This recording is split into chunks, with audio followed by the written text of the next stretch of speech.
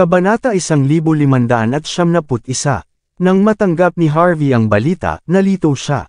Dapat niyang aminin na si Lucas Jean, ang prinsipe ng Jean family na hindi pa niya nakilala dati, ay talagang isang malaking pagkatao. Plano na ni Lucas na gamitin si Senior at Queen Zimmer upang ilagay ang pamilyang Southlights Zimmer sa ilalim ng kanyang kontrol. Ngunit pagkatapos ng isang malaking insidente, si Mandy, na dati nang pinigilan ni Lucas, ay agad na umakyat sa ranggo. Sa katunayan, ito ang pinakamahusay na paglipat upang mailigtas ang sitwasyon. Ang pagkamatay ni Senior Zimmer ay sapat na isang kondisyon upang mapatunayan ang halaga ni Mandy. Kung nangyari man ang lahat dahil sa purong swerte o iba pa, bahagi pa rin ito ng kanyang lakas. Dahil binalak ng pamilyang Jean na e-convert ang lahat ng kapangyarihan sa loob ng Southlight at bumalik sa Mordor, dapat mayroong isang tao upang mamuno sa kilusan. Ang pagkuha ng mga benepisyo ng pamilya Jean sa pagsasaalang-alang, ang pagpapalam kay Mandy na tumaas sa mga ranggo ay ang pinakamahusay na kurso ng pagkilos. Ang iba pang mga miyembro ng pamilyang Zimmer ay walang lakas o mga kakayahan. Matapos bumangon si Mandy, kailangan niyang isama ang lahat ng kanyang mga ari-arian at magtungo sa Mordor. Kahit na dumating si Mandy sa Mordor, si Lucas pa rin ang mga ngasiwa sa lahat ng gagawin niya. Bagaman nakita ni Harvey sa halos walang kamali-mali na mga pakana ni Lucas, hindi niya ito inilantad. Para sa isa, talagang may kakayahan si Mandy. Interesado si Harvey na makita ang taas na makamit ni Mandy kung siya ay nasa kontrol ang pamilya ng Southlights Zimmer. Pangalawa, nag-aalala si Harvey tungkol kay Mandy, dahil kailangan niyang hawakan ang ilang mga bagay sa Mordor. Dahil nagkaroon ng pagkakataon si Mandy na pumunta sa Mordor, natural na papayagan siya ni Harvey. Sumanyas siya kay Mandy, sinabi sa kanya na gawin ang kanyang makakaya, pagkatapos ay lumingon at umalis. Ang pagsasama sa pamilyang Zimmer at pagtiyak ng sariling awtoridad ay mga bagay na dapat gawin ni Mandy sa kanyang sarili. Naniniwala si Harvey na gagawa siya ng isang magandang trabaho.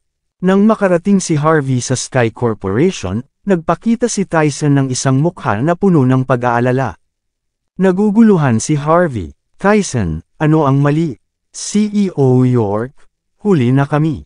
Si Wyler, ang taong ang mga tadyang na iyong sinira, ay talagang bahagi ng pamilyang Ward sa sangay ng Mordor's Longmen. Sa loob ng Longmen, ang pamilyang Ward ay nag-utos ng isang makabuluhang awtoridad. Ang ama ni Wyler na si Josh Ward, ay nagdala ng isang koponan sa Buckwood kaninang umaga. Inihayag niya sa publiko kung paano niya nais ang Panginoon ng Longmen na maglingkod sa hustisya, at hiniling na responsibilidad mo ang pagsakit kay Wyler. CEO York, sila ang bangkos na nakakatakot. Mangyaring mag-ingat. Tumawa si Harvey. Ang boss talaga ay lumabas matapos ang maliit na prito ay binugbog. Kawili-wili, nasa Buckwood pa ba si Samuel? Sumagot si Tyson, oo.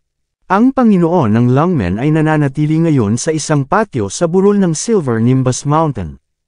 May nagpadala ng salita na humihiling sa iyo na pumunta sa kanila at magbigay ng isang patas na pahayag. Isang patas na pahayag, ngumisi si Harvey. Umalis na tayo.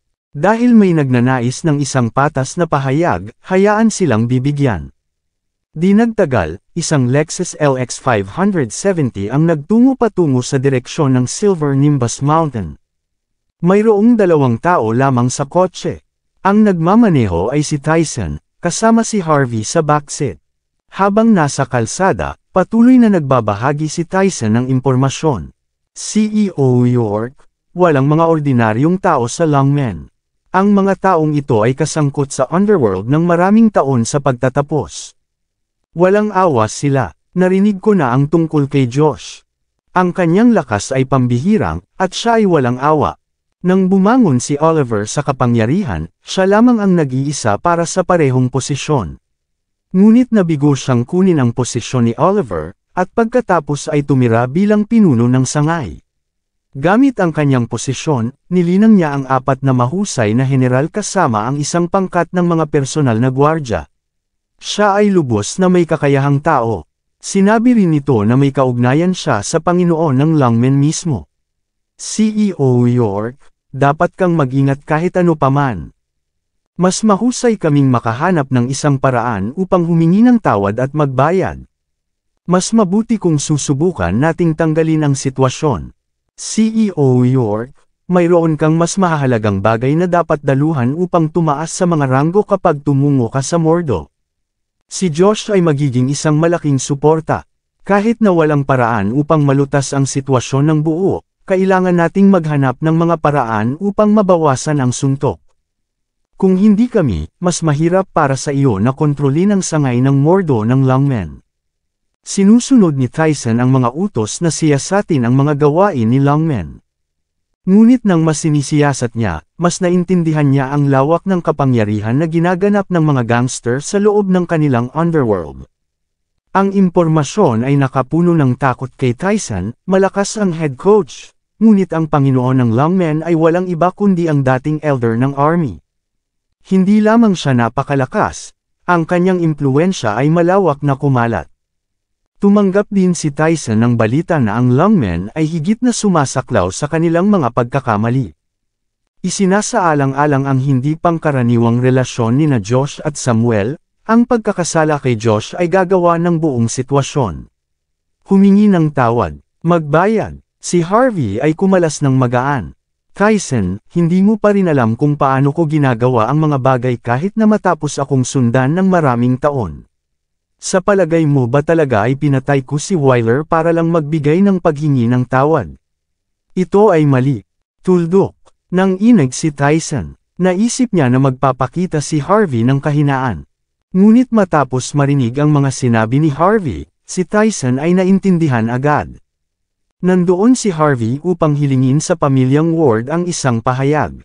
Kung ang kanilang mga salita ay hindi nasiyahan ng head coach, ang mga bagay ay hindi malulutas ng madali. Ang paghanga ni Tyson kay Harvey ay lumago, tulad ng inaasahan mula sa head coach. Walang magbabago sa kanyang integridad, kahit na nahaharap sa gayong malakas na kalaban. Bago pa man masabi ni Tyson, may naisip si Harvey at tinanong, Tyson, hiniling ko sa iyo na siyasatin ang Longmen kamakailan. Ano ang iniisip ng publiko kay Samuel sa pangkalahatan? Ang takot ay sumabog sa harap ng mga mata ni Tyson para sa isang split seconds. Tahimik niyang sinabi, malakas, dominante, mga eksperto sa pagtatakip. Dahil sa kanya na sumusuporta sa Longmen, kikilos sila ng walang anumang pakialam tungkol sa pangkalahatang sitwasyon. Ang mga tao ng Longmen ay papatay ayon sa gusto nila, kahit gaano pa ang pakiramdam ng mga tao. Maraming pamilya ang gumuho dahil sa ginagawa ng Longmen. Ngunit, narinig ko na ang Panginoon ng Longmen ay hindi nangangahulugang para sa kanila na ito ay walang prinsipyo. Nang unang maitatag ang Longmen, medyo maraming mga boss ng mob ang naengganyo na maging isang bahagi nito. Ang mga makapangyarihang karakter na ito ay hindi pinangalanan, at ang kanilang mga background ay medyo pambihirang. Mahirap para sa Panginoon ng Longmen na sugpuin sila. Ang mga bagay na ito ay hindi palaging malulutas sa simpleng katapangan pagkatapos ng lahat. Ganito rin ang naramdaman ni Tyson, ang kanyang pagkakakilanlan bilang hari ng mga lansangan sa Southlight ay tunay na walang talo, ngunit mas malawak siyang kasangkot sa mundong ito, mas lalo siyang nagpupumiglas. Ang presyon na nagmula sa bawat solong tao.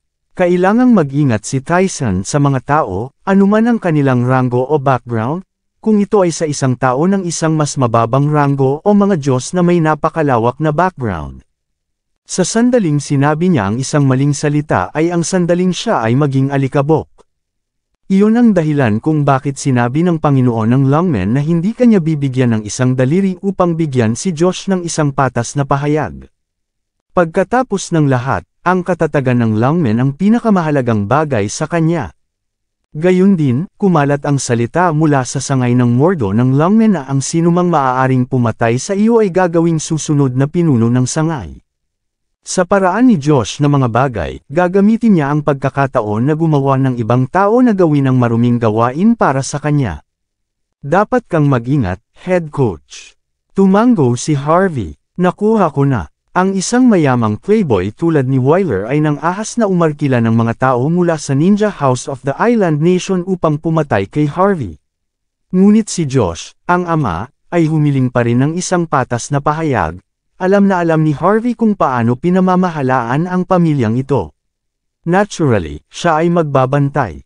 Maraming salamat sa lahat ng sumusubaybay. Please subscribe and follow my YouTube and Facebook channel, Filipino Novel. Maraming salamat po. Pagkaraan ng isang oras, huminto ang Lexus sa labas ng isang nakatagong patio sa burol ng Silver Nimbus Mountain. Ang patio ay kalahati ng bundok mismo. Ang kapaligiran ay mapayapa, at isang hindi mailalarawan na katahimikan ang nakapaligid sa lugar. Noong nakaraan, nang kontrolin ng Yorks ang likuran ng bundok, inilista nila ang lugar bilang ipinagbabawal na lupain. Ngunit ang patio na ito ay nakatayo pa rin sa kabila ng mga sitwasyong iyon. Ito ay sapat na upang patunayan ang lakas at kakayahan ng may-ari ng patio. Ang patio ay may arkitektura ng estilo ng Victorian, na napapaligiran ng 5 hanggang 6 na iba pang mga silid. Malayo ang patio mismo. Pinalabas nito ang isang aura ng dating anti-gang panahon. Ang pangalang Longmen ay inilagay sa looban, na inihayag ang pagmamay-ari ng buong pag-aari. Inanyayahan ni Samuel si Harvey na magkita sa likuran. Matapos suriin ang patio, nakita iyon ni Harvey na medyo maraming mga marangyang kotse na may mga plate na numero mula sa mordo sa parke ng kotse. Tila mayroong isang grupo ng mga tao ang naruroon. Maliwanag, ang maalamat na representante ng pinuno ng sangay ng Longmen na si Josh, ay nagpadala ng maraming tao upang hilingin kay Samuel dito na magbigay ng order. Sakto nang makalabas sina Harvey at Tyson sa sasakyan, tumunog ang mga yapok bago pa man sila makagawa ng ilang mga hakbang. Maraming tao ang nagmarcha palabas ng pasukan, parehong kalalakihan at kababaihan ay naruroon sa pangkat, lahat ay may suot na magkatulad na mapagmataas na ekspresyon sa kanilang mga mukha. Sinulyapan nila si Harvey sa mga masungit na mata. Ang isa sa kanila ay nagtulak sa isang tao sa isang wheelchair, na naging iba maliban sa tao na ang tadyang na si Harvey ay dinurog, si Wyler Ward mismo. Si Wyler ay hindi tumingin sa ibang bagay kaysa sa isang lumpo, ngunit ang masamang tingin sa kanyang mga mata ay malinaw na tulad ng araw. Harvey York. Si Wyler ay sumulyap sa kay Harvey, na naghahalo ang kanyang mga ngipin. Nang ahas ka na ipadala ang iyong sarili sa iyong sariling kapahamakan. Walang makakapagligtas sa iyo ngayon. Sinabi ko na. Hinawakan ni Wyler ang kanyang kamay. Marami sa kanyang mga subordinate ay sumulong, na nakapaligid sa kay Harvey at Tyson nang walang tigil. Handa silang gumawa ng aksyon anumang oras, ang kanilang mga ulo ay nakataas ng mataas, na sumasalamin sa kanilang kumpiyansa. Sila ay mga alagad ng Longmen mismo, bawat isa ay nagtataglay ng napakalaking lakas. Maaari silang kumuha ng ilang dosenang mga kalaban sa kanilang sarili. Walang pakialam si Harvey. Wala siyang sinabi sa paghihiganti. Humakbang si Tyson at tahimik na sinabi, ikaw dapat ay si Master Ward. Pinakamahusay mong hindi gumawa ng anumang walang ingat na kilos. Ito ang patio ng Longmen, pagkatapos ng lahat. Tandaan, ang CEO York ay inanyayahan dito ng Master ng Longmen mismo. Ang mga alagad ng Longmen ang kanilang mga mata ay kumibot sa pagbanggit nito. Ang pagmamataas sa kanilang mapagmataas na mga titig ay naglaho ng kaunti. Kinagat ni Wyler ang kanyang ngipin sa pagkabigo. Hindi niya inaasahan na gagamitin ni Tyson ang pangalan ng Panginoon ng Longmen upang sugpuin siya. Tyson, basagin mo lang ang mga binti ng mga ulol na ito kung haharang sila. Huwag sayangin ang ating oras. Kalmadong sinabi ni Harvey. Mula sa simula, hindi niya rin pinatawad si Wyler ng isang solong sulyap. Harvey York, ikaw. Napangiwi si Wyler sa galit. Upang isipin ang isang mapagmataas at dominante na tulad niya ay tatawaging isang ulol. Nais ni Wyler na putulin si Harvey noon at doon, ngunit alam din niya na hindi maging walang prinsipyo kung gagawin niya yon. Kung saktan niya si Samuel sa anumang paraan, siya ay nasa malalim na problema. Naririnig mo iyon. Ang mga magagandang aso ay hindi nalalayo. Nagmarcha si Tyson nang may kumpiyansa matapos marinig ang mga sinabi ni Harvey. Naramdaman niya na si Harvey ang kawalan ng tiyaga sa pamamagitan ng tono ni Harvey. Dahil dito, hindi na nag-aksaya si Tyson. Sinimulan niya ang paghabi ng kanyang kamay, na parang siya ay nagtataboy ng mga aso. Malamig ang mga mata ni Wyler. Pagkatapos ay hinailan niya ang kanyang armas at binaril ang surveillance camera sa sulok ng dingding. Lumabas siya mula sa kanyang wheelchair kaagad, at sinampal ang kanyang sarili laban sa sahig. Ang dumi at alikabok ay sumakop sa mukha ni Wyler. Idiniin pa niya ang kanyang ulo laban sa sahig hanggang sa nagsimulang dumago ng labis. Tila hindi nasisiyahan sa kanyang ginawa, pagkatapos ay umupo si Wyler at inihampas ang kanyang mga kamao laban sa kanyang mukha ng 2 beses. Ang kanyang mga suntok ay lubos na walang awa. Si Tyson ay natulala sa tanawin. Kailangan pa ba niyang pumunta at gawin ito? Hiniling ko lang siyang umalis. Hindi niya kailangang gawin ito. Nagpaplano ba siya sa isang pekeng pinsala? Bago pa man may masabi si Tyson, si Wyler ay ngumiti bago maggaralgal, tulong. Papatayin niya ako. Sinubukan ako ni Harvey York na patayin ako. Siya ay walang prinsipyo. Pinipilit niyang patayin ako sa lugar ng lungmen. Harvey York, wala kang pakialam sa mga batas ng bansa. Wala kang kawalang galang sa lungmen. Hindi mo iginagalang ang Panginoon ng lungmen.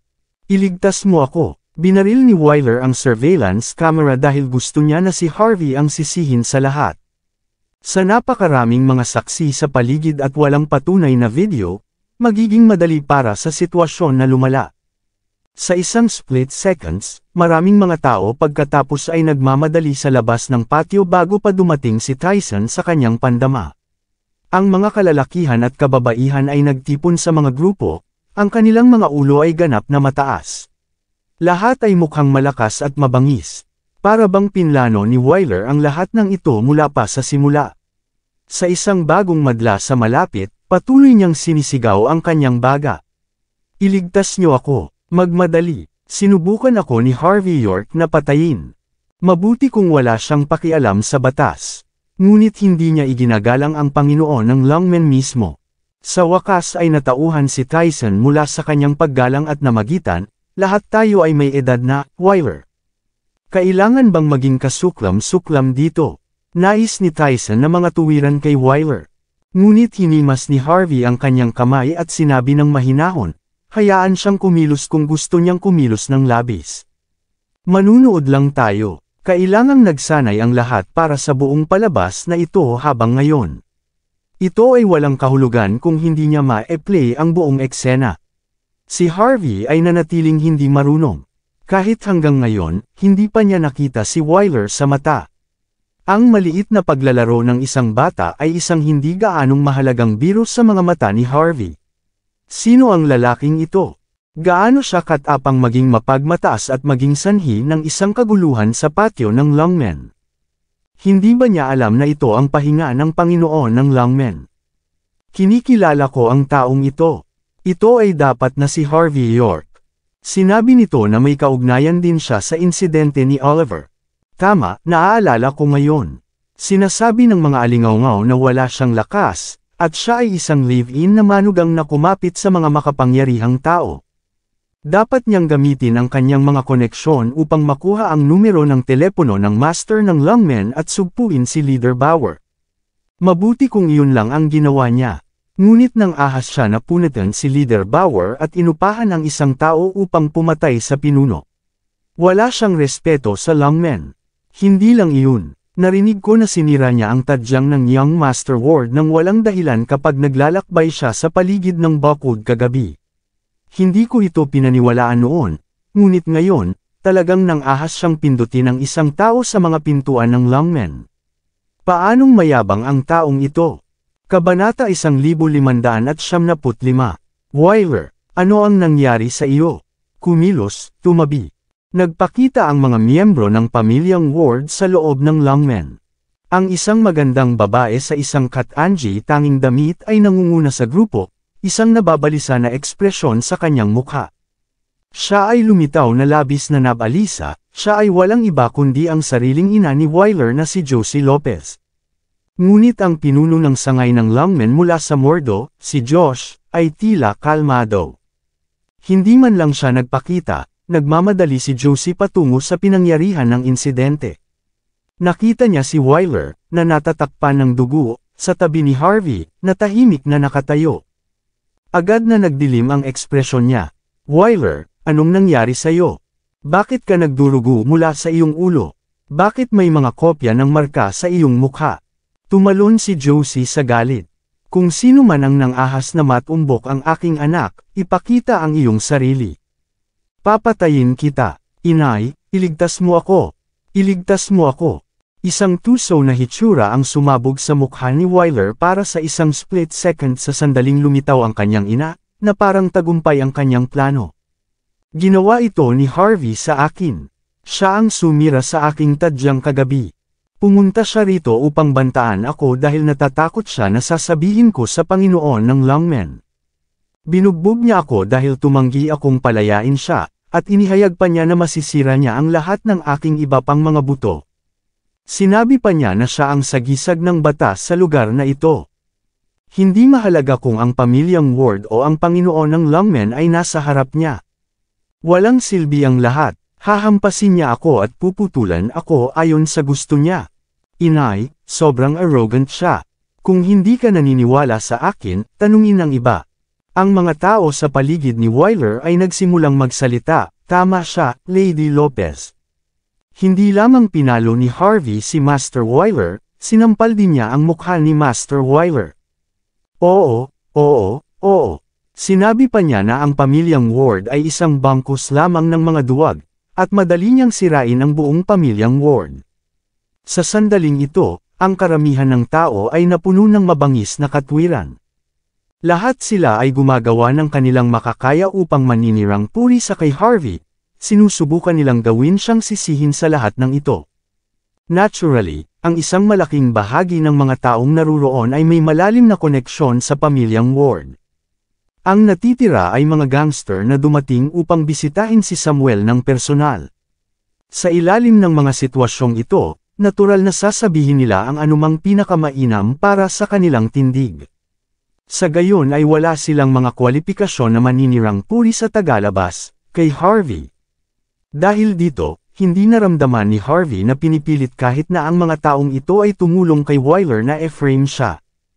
Tumawid si Harvey habang pinapanood niya ang buong palabas sa harap niya. Hindi niya iniisip ang isang solong bagay, si Tyson, sa kabilang banda, ay medyo nag-aalala. Sumimangot siya at sinabi, CEO York, kung patuloy silang maninirang puri sa iyo, natatakot ako na hindi natin maipaliwanag ang sitwasyon sa hinaharap. Mahinahong sumagot si Harvey, ang walang sala ay palaging mananatiling walang kasalanan. Bakit ko dapat ipaliwanag ang aking sarili? Ang mga mata ni Wyler ay nagalit sa inis nang makita niya ang hindi magandang hitsura ni Harvey. Agad siyang yumakap sa mga bisig ni Josie at malakas na umiyak. Inay, papatulan niya ako hanggang kamatayan kung ikaw ay wala. Ang matikas na ugali ni Wyler mula noong gabi bago ito ay tuluyang nawala. Mukha siyang isang mahirap na ulila na binubuli. Halos hindi mapigilan ni Harvey ang kanyang paghanga. Kumilos si Wyler. Ito ay isang tunay na kahihiyan kung ang taong ito ay hindi makakakuha ng isang maliit na papel sa Film City na may napakagandang pagganap. Matapos marinig ang pag-iyak ni Wyler at ang suporta ng iba para sa kanyang kwento, ang mukha ni Josie ay naging madilim sa gabi. Maraming mga awtoridad ng pamilyang Ward ang umuusok sa galit. Nais nilang mabulabog si Harvey hanggang sa mamatay. Napakabait niya. Ito ang unang pagkakataon ng pamilya Ward na makita ang gayong mapagmataas na tao, kahit na sila ay naging nangingibabaw sa mga kalye sa loob ng maraming taon. Isang tao ay talagang nangahas na lumaban sa kanila.